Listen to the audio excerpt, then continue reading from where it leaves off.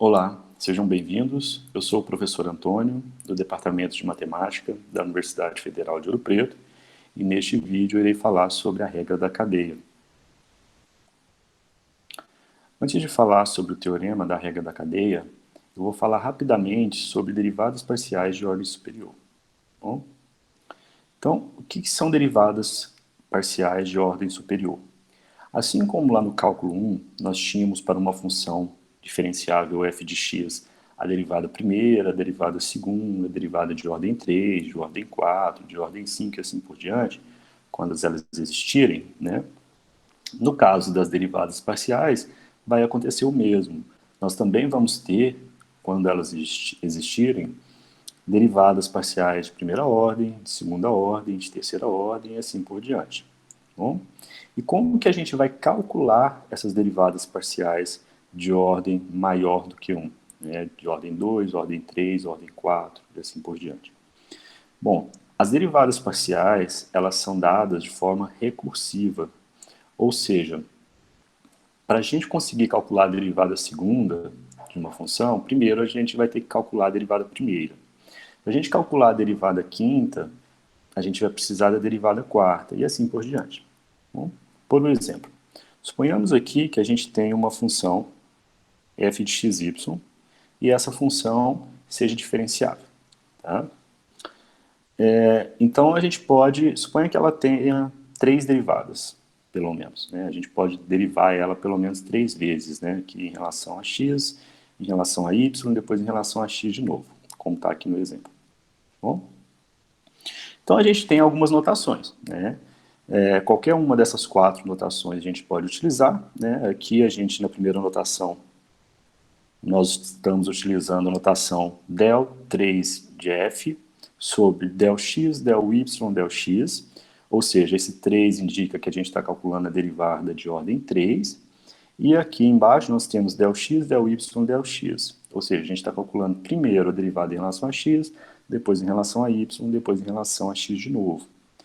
A gente pode utilizar essa segunda notação, né? Ou seja, a gente está calculando a derivada em relação a x da derivada parcial de segunda ordem de f, calculada primeiro em relação a x, depois em relação a y.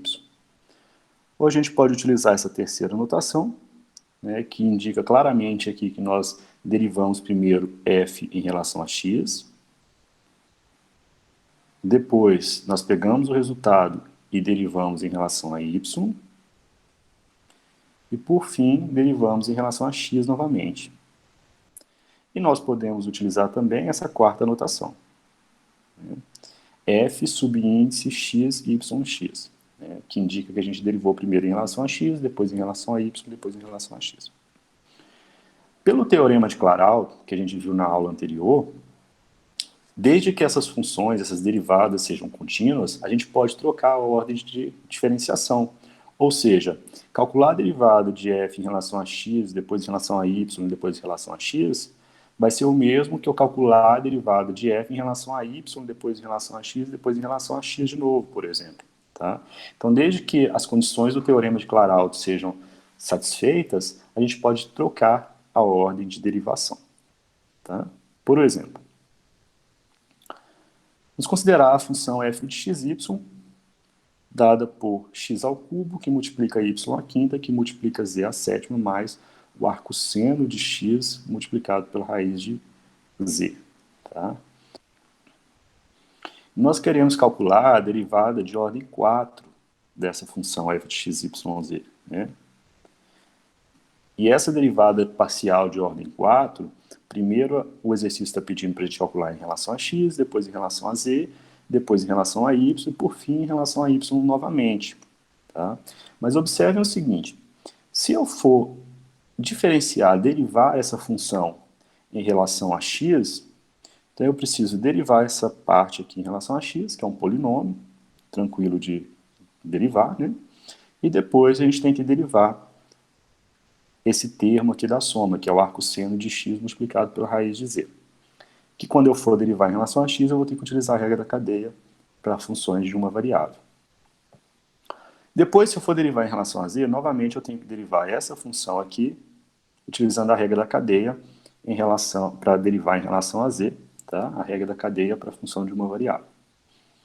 Para evitar que a gente tenha que calcular esse monte de derivados utilizando a regra da cadeia, a gente pode utilizar aqui, por um exemplo, o teorema de Clairaut, né?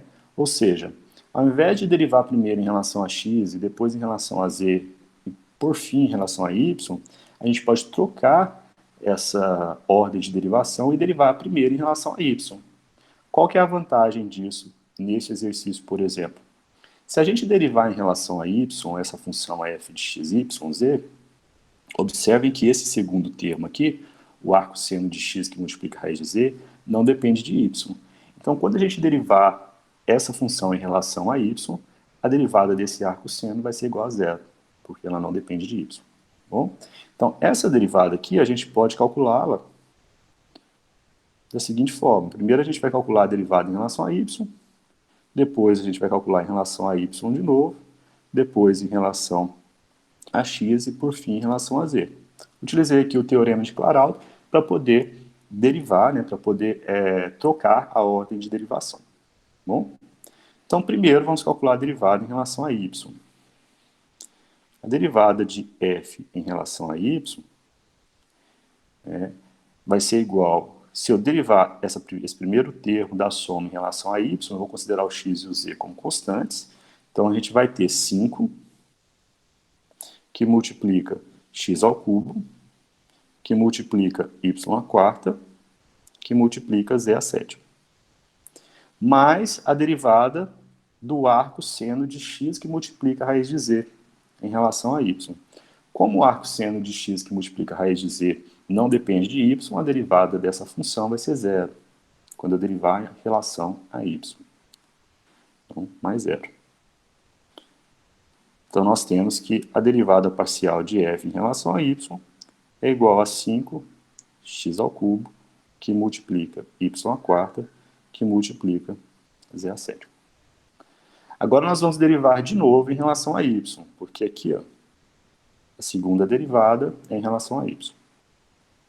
Então, quando a gente derivar de novo em relação a y aqui, nós vamos ter f de y. Se eu derivar em relação a y, mantenho o x e o z como constantes. Então, nós vamos ter 5 vezes 4, né, 20, que multiplica x ao cubo, que multiplica y ao cubo, que multiplica z à sétima. Bom? Agora, nós vamos derivar mais uma vez, a terceira vez, né, em relação à variável x. Quando a gente derivar em relação a x,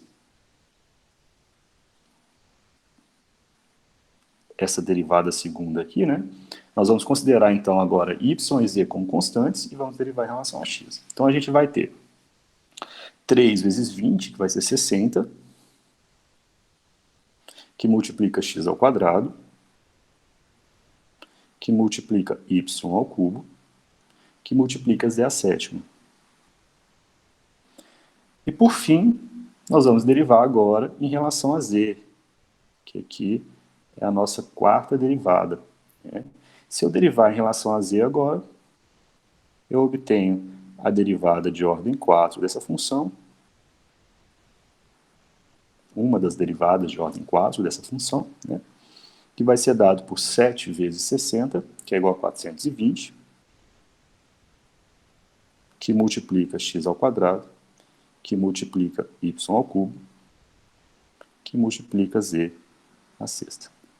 Então essa é a derivada de ordem 4 de f, sendo que a gente derivou primeiro em relação a y, depois em relação a y de novo, na terceira vez nós derivamos em relação a x e na quarta vez em relação a z. Vocês podem estar se perguntando o seguinte: por que eu coloquei a derivada parcial primeiro em relação a y, segundo em relação a y, depois x e z? Poderia ser a primeira em relação a y, a segunda em relação a x? Poderia, não tem problema nenhum. Poderia ser a primeira em relação a y, a segunda em relação a z? Poderia, não tem problema nenhum, tá? A ordem aqui não importa, porque todas as nossas derivadas, observem, as nossas derivadas parciais aqui, são polinômios, e os polinômios são funções diferenciáveis. Tá? Então, elas são funções diferenciáveis e funções contínuas, né? Para todo número real aqui. Então, nós podemos aplicar o teorema de Clairaut. Bom, por isso que a gente pode trocar a ordem da derivação tranquilamente neste exercício. Então, vocês podem até fazer como exercício o seguinte: calculem a derivada da forma que está aqui pedindo no exercício, né? Primeiro derivando em relação a x, depois em relação a y, depois em relação a z, e por fim em relação a y duas vezes, e vocês vão ver que vocês vão obter o mesmo resultado, porém vai dar um pouquinho mais de trabalho, tá? Então vamos passar agora para a regra da cadeia, para funções de duas variáveis. Tá? Aqui nós temos a primeira versão da regra da cadeia. Essa primeira versão nos diz o seguinte: suponha que eu tenho uma função z igual a f de xy, ou seja, a minha função z ela depende de x e depende de y. Tá? Então a gente tem essa função aqui, dependente de x e y. E suponha que as minhas variáveis x e y também sejam funções dependentes de uma outra variável, que eu vou chamar de t. Então aqui o x depende de t e o y também depende de t. Tá bom? Então, supondo que z depende de x e y e que x e y dependem de t, e supondo também que essas funções são diferenciáveis, para calcular a derivada de z em relação a t, nós vamos calcular a derivada parcial de z em relação a x, multiplicar pela derivada de x em relação a t, e somar com a derivada parcial de z em relação a y, e multiplicado pela derivada de y em relação a t. Tá bom? Observem o seguinte: a questão de notação aqui, em alguns momentos estou utilizando del e no outro momento d. Por quê? Porque aqui, ó, por exemplo, na derivada de x em relação a t, nós estamos derivando uma função dependente de apenas uma variável, né? Então a gente está utilizando a derivada de função de uma variável, lá do cálculo 1. Por isso que eu coloquei dx dt. É a mesma coisa para o dy dt. Quando eu vou derivar z em relação a x, eu estou derivando uma função de duas variáveis em relação à primeira variável. Então eu estou usando a definição de derivada parcial. E o mesmo quando eu for derivar em relação a y. Por isso que tem essas notações. Del z, del x, del z, del y. Bom? Então, por exemplo, suponha que a gente tem aqui a função z, dado pelo polinômio x ao quadrado que multiplica y, mais 3xy. Sendo que x é uma função dependente de t, né, igual a seno de t, e y também depende de t. Neste caso aqui, y é igual ao cosseno de t.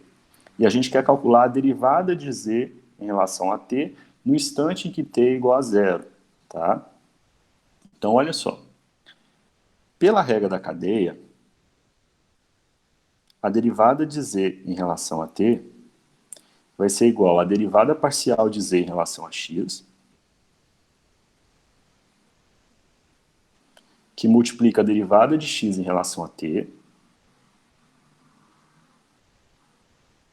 mais a derivada parcial de z em relação a y, que multiplica a derivada de y em relação a t.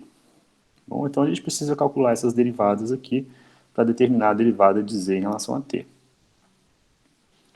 Então daqui nós temos que a derivada de z em relação a t vai ser igual. A derivada parcial de z em relação a x é 2x que multiplica y mais 3y. Bom, coloco o y como sendo uma constante e derivo em relação a x. Agora eu vou calcular a derivada de x em relação a t. O x é o seno. A derivada do seno é cosseno. Então a derivada de x em relação a t é cosseno de t. Mas, agora eu vou olhar para a derivada parcial de z em relação a y. A derivada parcial de z em relação a y, colocando o x como constante, nós vamos ter x ao quadrado mais 3x, multiplicado pela derivada de y em relação a t. A derivada de y em relação a t é a derivada do cosseno. né? A derivada do cosseno é menos seno. Bom, eu quero calcular essa derivada dz dt no instante t igual a zero. Aqui nós temos já uma expressão para a derivada de z em relação a t. Tá? Porém, essa derivada aqui está dada em função de x, y e t. Nós podemos reescrever essa derivada como sendo 2 que multiplica seno de t, que multiplica o cosseno de t, mais 3 que multiplica o cosseno de t, tudo isso multiplicado pelo cosseno de t, mais x ao quadrado. X ao quadrado é igual a seno ao quadrado. Então, mais seno ao quadrado de t, mais 3x, ou seja, 3 que multiplica o seno de t, multiplicado por menos o seno de t. E eu quero calcular essa expressão, então aqui a gente tem uma representação para a derivada de z em relação a t dependente apenas de t, né? Mas eu quero calcular essa derivada no instante t igual a zero. Então eu vou pegar o t nessa expressão e substituir por zero. Então, a derivada de z em relação a t no instante t igual a zero, eu vou usar essa notação aqui, tá? Que significa que a gente está calculando a derivada de z em relação a t quando t vale zero. Tá bom? Então vai ser 2 que multiplica o seno de zero, mais seno de zero é zero. Que multiplica o seno de zero vezes cosseno de zero, né? Mas o seno de zero é zero. Então vai ficar zero nessa primeira parte. Mais 3 cosseno de zero. Cosseno de zero é 1, então vai ficar 3. Né? Multiplicado pelo cosseno de zero, que é 1. Mais o seno de zero ao quadrado, que é zero. Mais 3 que multiplica zero, o seno de zero, que é zero, né? Multiplicado por zero, porque o seno de zero é zero. Então, a derivada de z em relação a t no instante t igual a zero, neste caso, vale 3. Tá bom? Outro exemplo. Vamos calcular agora, então, a derivada de z em relação a t novamente, sendo que z é dado pelo arco tangente de y sobre x. E x é igual a exponencial de t e y é igual a 1 menos a exponencial de menos t. Então, nós vamos precisar, primeiro, da derivada parcial de z em relação a x. A derivada parcial de z em relação a x,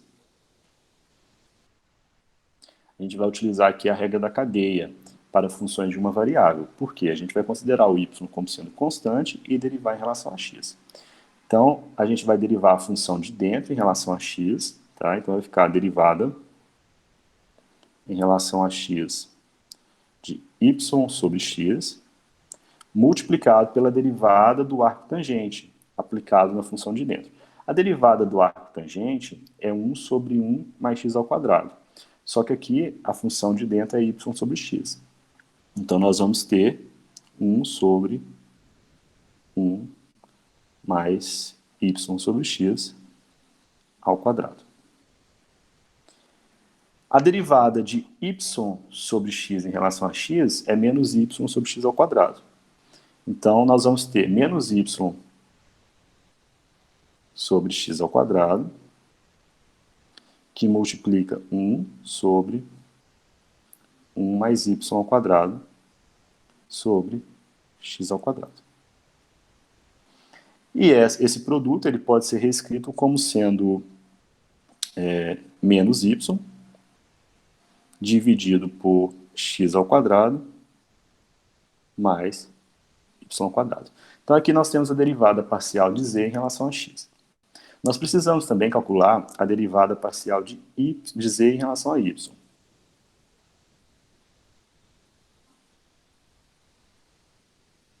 A derivada parcial de z em relação a y, a gente vai calcular da mesma forma. A gente vai considerar o x como sendo constante e utilizar a regra da cadeia para a função de uma variável. Então, nós vamos derivar a função de dentro em relação a y. Então, nós temos a derivada em relação a y de y sobre x que multiplica a derivada do arco tangente, que é 1 sobre 1 mais x ao quadrado. Só que a gente vai calcular essa derivada em y sobre x. Então, nós temos 1 sobre 1 mais y sobre x ao quadrado. A derivada de y sobre x em relação a y é 1 sobre x. Então, 1 sobre x multiplicado por 1 sobre 1 mais y sobre x ao quadrado vai ser igual a 1 sobre x, que multiplica 1 mais y ao quadrado sobre x ao quadrado. E quando a gente calcular esse produto aqui, nós vamos ter x sobre x ao quadrado mais y ao quadrado. Nós precisamos também da derivada de x em relação a t e da derivada de y em relação a t. A derivada de x em relação a t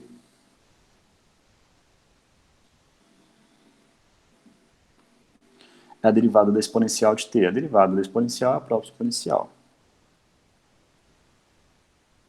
E a derivada de y em relação a t vai ser a derivada de 1 em relação a t, que é 0, menos a derivada da exponencial de menos t.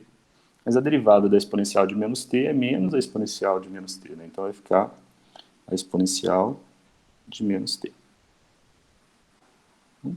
Então agora a gente vai lá na nossa regra da cadeia e vamos substituir esses valores que a gente encontrou, essas funções que a gente encontrou lá na regra da cadeia, a primeira versão, né? Então, a derivada de z em relação a t vai ser igual à derivada parcial de z em relação a x, que é menos y sobre x ao quadrado mais y ao quadrado, vezes a derivada de x em relação a t, que é a exponencial de t, mais a derivada parcial de z em relação a y, que é x dividido por x ao quadrado mais y ao quadrado, vezes a derivada de y em relação a t, que é a exponencial de menos t. Aqui nós já temos a derivada de z em relação a t, tá? Mas a gente pode explicitar essa derivada e deixá-la apenas em função de t, né? Basta a gente substituir o x pela exponencial de t e o y por 1 menos a exponencial de menos t. E com isso a gente vai ter o seguinte: a derivada de z em relação a t vai ser igual. Se eu substituir no denominador o x pela exponencial de t, nós vamos ter a exponencial de 2t. Se eu substituir o y por 1 menos a exponencial de menos t, nós vamos ter 1 menos a exponencial de menos t ao quadrado. E substituindo o x pela exponencial de t no numerador e o y por 1 menos a exponencial de menos t, e fazendo os nossos cálculos aqui, nós vamos ter 2 menos a exponencial de menos t. Bom, então aqui nós temos a derivada de z em relação a t. Na regra da cadeia anterior, nós tínhamos que as nossas variáveis x e y eram funções dependentes de um parâmetro t. Agora nós temos uma outra versão para a regra da cadeia, que é quando as minhas variáveis x e y dependem de dois parâmetros. Aqui no caso, a gente está chamando de parâmetro s e t. Bom? Então a segunda versão da regra da cadeia é similar à primeira, porém agora nós temos que x e y dependem de dois parâmetros, s e t. Tá?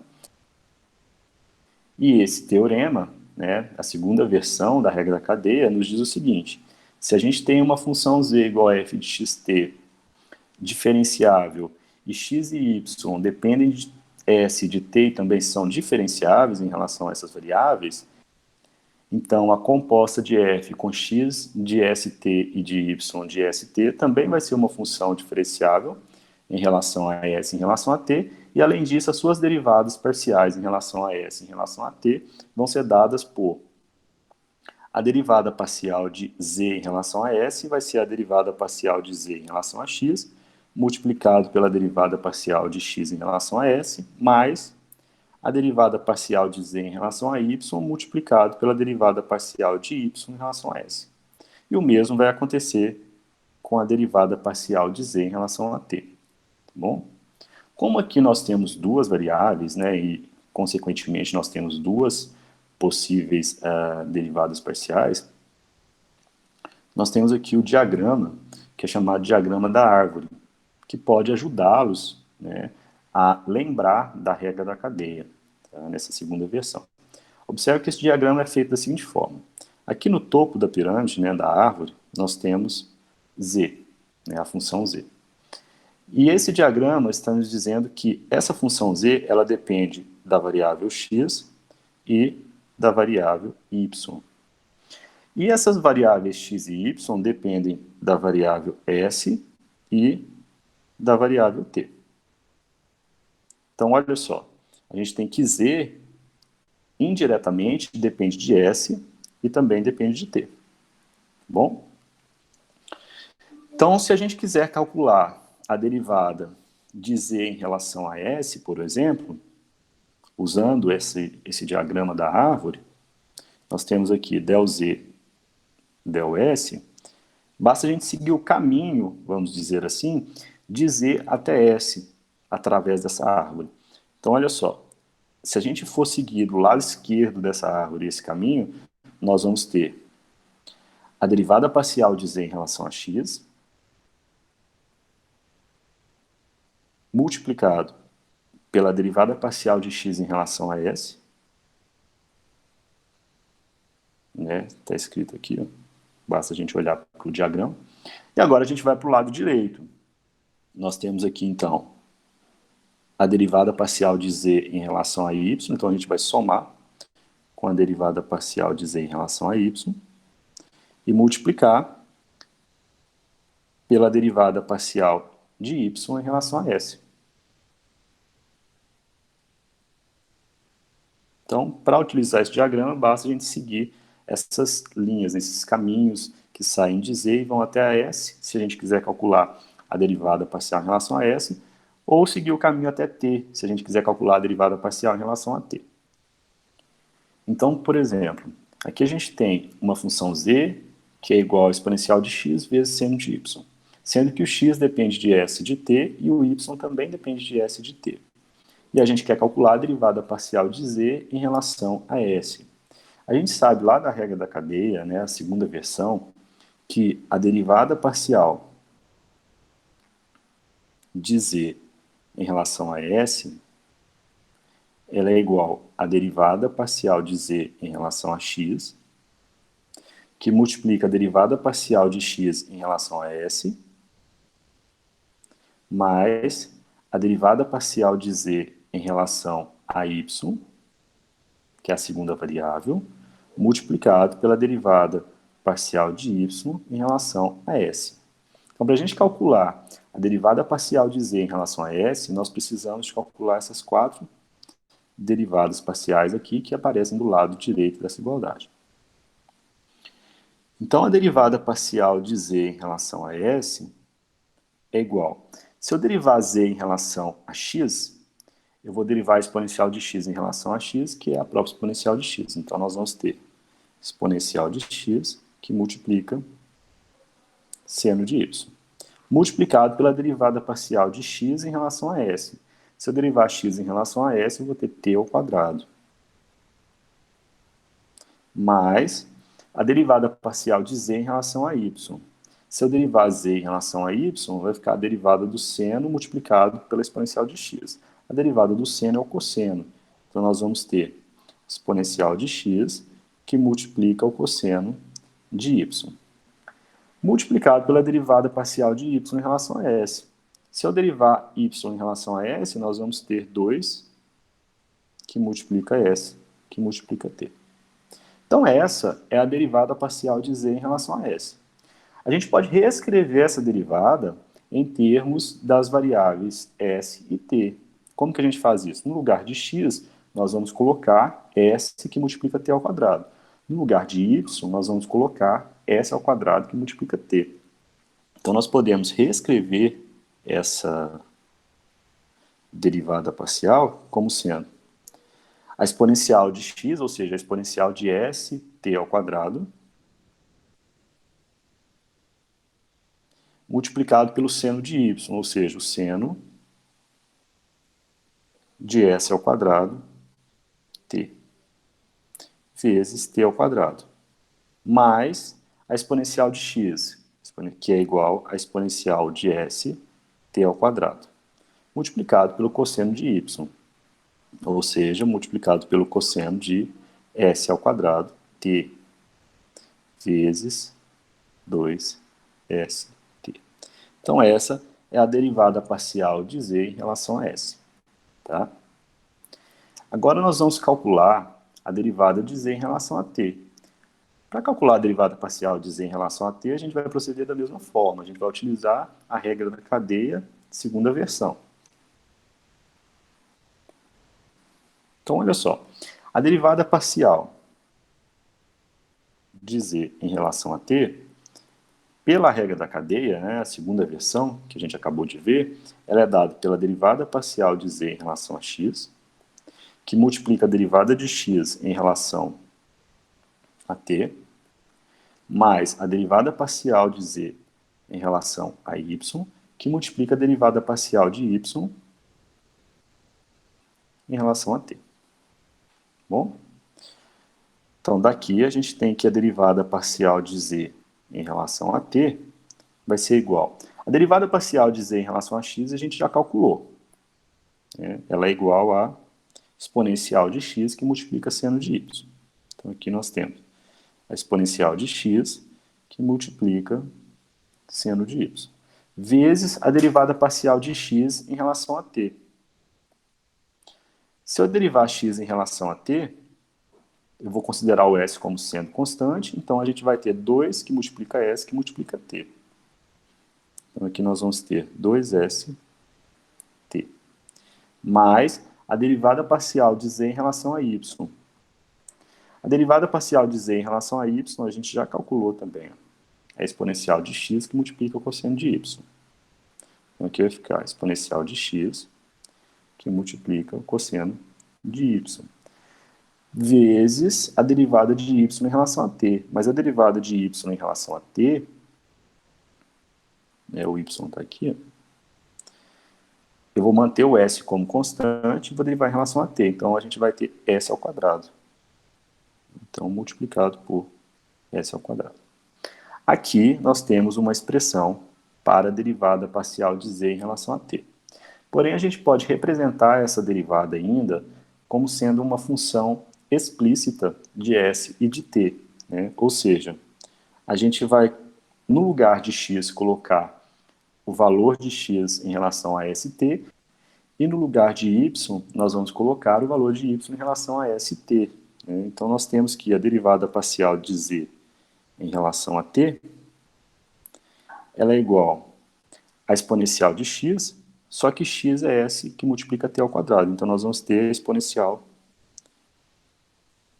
de st ao quadrado, multiplicado pelo seno de y, mas o y é s ao quadrado vezes t. Então, seno de s ao quadrado vezes t. Isso tudo multiplicado por 2st, mais a exponencial de x, ou seja, a exponencial de s t ao quadrado, que multiplica o cosseno de y, que é o cosseno de s ao quadrado t, multiplicado por s ao quadrado. Então, essa é a derivada parcial de z em relação a t. Né? E ela foi explicitada em relação às variáveis s e em relação à variável